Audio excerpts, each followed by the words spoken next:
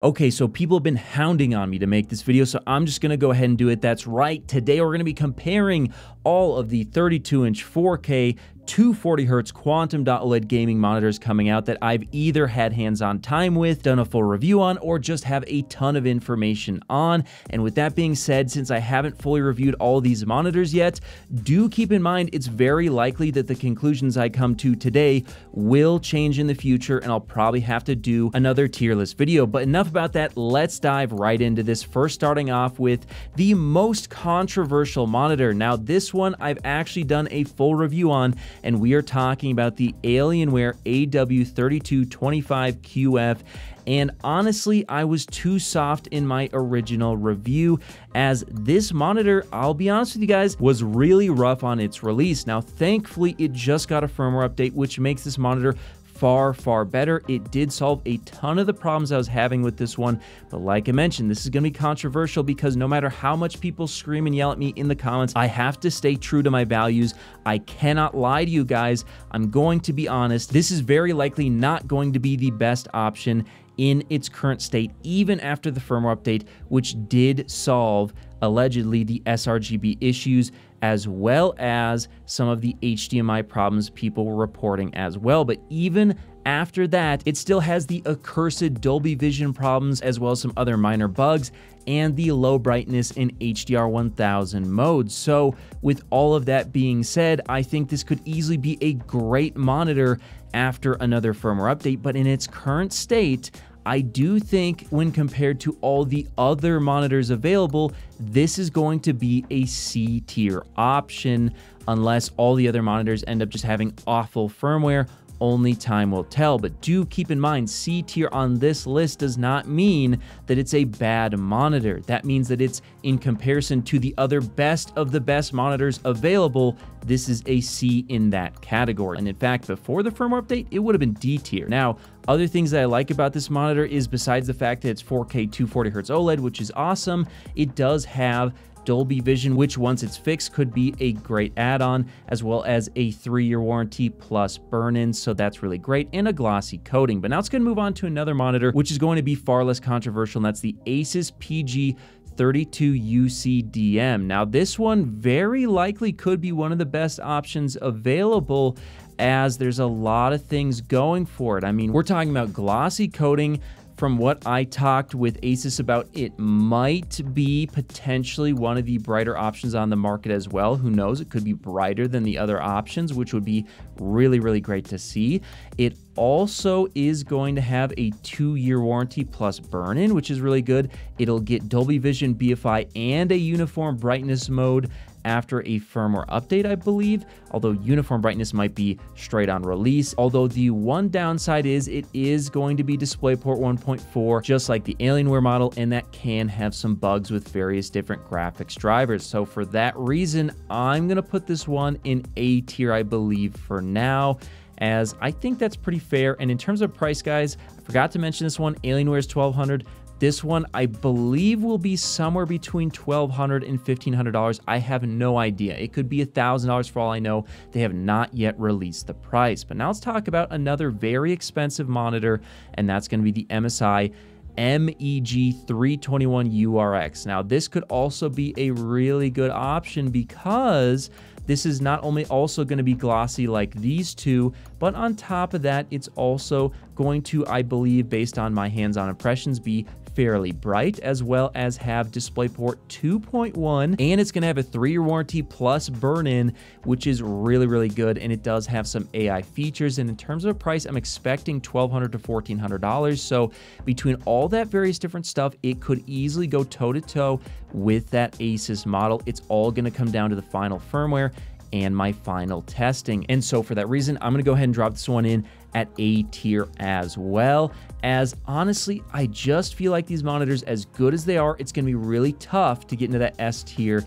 category, as Quantum OLED still does have its issues in terms of, I think its glossy coating could be improved to look more like the LG gloss that you see on their TVs or Gorilla Glass. And also, I think that their text rendering can definitely be improved, and the brightness as well has plenty of room to improve. But now let's go ahead and talk about another MSI monitor, the the MPG version of that same display, and this one has the benefit of it being $950. Now, it does not come with the 2.1, so that's going to be a big blow, and for that reason, this is tough, guys, because it's still glossy. It's still going to be, you know, the 4K Quantum Dot OLED that you know and love, and it's still going to have a bunch of great features on it, but without DisplayPort 2.1, I think overall this is going to be a B tier, but for the price, this could easily be A tier as well. $950 is an amazing deal for this monitor, but just from a technical standpoint, I think it does have to go into B tier.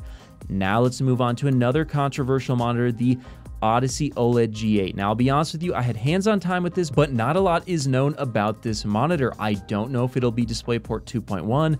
I don't know if it's gonna have, you know, higher brightness or something like that. But what I do know is it has a matte coating, which sure might lead to slightly less noticeable reflections, but unfortunately it will smear that reflection all over the screen by diffusing it, and that is going to lead to an oily and grainy look at all times in all lighting conditions that will harm the colors and clarity of the display that just simply cannot be fixed. There's going to be no way to make this monitor look good, and for that reason it's going to be solid into D tier, as again, this is definitely without a doubt going to be the worst looking of the bunch. No matter what the firmware looks like, no matter how bright it is, it's just not going to look that good in comparison to the other models. So for that reason, it's going to be in the D tier. And then finally, we have the Gigabyte model, which thankfully is also going to be using a glossy coating. Again, the Quantum Dot OLED glossy coating could definitely be improved, but it's still a huge jump over that. And so for that reason, immediately we're moving it out of D tier. No way is it going to be in there. It's also going to be DisplayPort 2.1, and it's also, I believe, going to have a price of $1,200. Now, that's a lot of really nice stuff going for this display, and for that reason, I think, honestly, this one might have to go into A tier. My only concern is I'm a little bit worried about the brightness on this panel, as when I originally tested it on non-launch firmware, it was a little bit dimmer than I was expecting. So if the launch firmware is really good and it ends up being really bright, it will be in that A tier category next to these two, as you're going to be getting DisplayPort 2.1 for potentially the lowest price out of the three. But if it ends up being not quite as bright as these two, then I think it's going to end up being in B tier, so it can go either way. But for now, to be safe, I'm going to drop this into B tier. So there you have it, guys. There's my thoughts so far on all of these monitors. Again, I have not fully tested these. The only one I have is the AW3225QF here. The rest, I did do some basic measurements on some non-launch firmware at CES, stuff like that. I had hands-on. Other than this one, I did not have the chance to test the ASUS one. However, I did get a ton of inside information on this one, so I'm pretty confident it'll be a good one. But yeah, I didn't fully test the rest of these, so keep in mind, please keep in mind, these between the different firmware coming out, as well as, you know, what it looks like in the final review, could definitely change. I mean, for all I know, the ASUS could be D tier, and then the, you know, Alienware could end up in A tier. Like, honestly, after firmware updates and testing, we just don't know for sure yet. The only thing I do know is this one's going to be absolute dog shit regardless. Hopefully that helped you kind of get an idea of maybe what you might be looking out for. And if it did, please go ahead and subscribe to the channel, as I have a ton of full genuine reviews coming out on these displays that are very, very detailed and hopefully entertaining as well. But that's going to do it for today's video. And if you did enjoy it as well, and you want to get a part of the Discord community and get help with ICC profiles and the best settings for your display, I will have that all linked in my Patreon in the description below, as it does really help the channel, and I do truly appreciate everyone who signs up there. Whether you're looking to connect a new console, gaming PC, or just need a fast and reliable HDMI cable to connect over long distances, distances, Rupro has you covered with their certified 8K HDMI 2.1 fiber optic cable available in sizes of up to 50 feet and can deliver a perfect full 48 gigabits per second connection over distances other cables could only dream of reaching. And with 48 gigabits per second of bandwidth, it can easily drive 8K 60 FPS or 4K 144 FPS 10-bit HDR video through its ultra-thin, flexible, and durable housing, and it even supports ER. So if you're in the market for a cable that can drive a beautiful new TV or monitor, be sure to check out Rupro on Amazon today.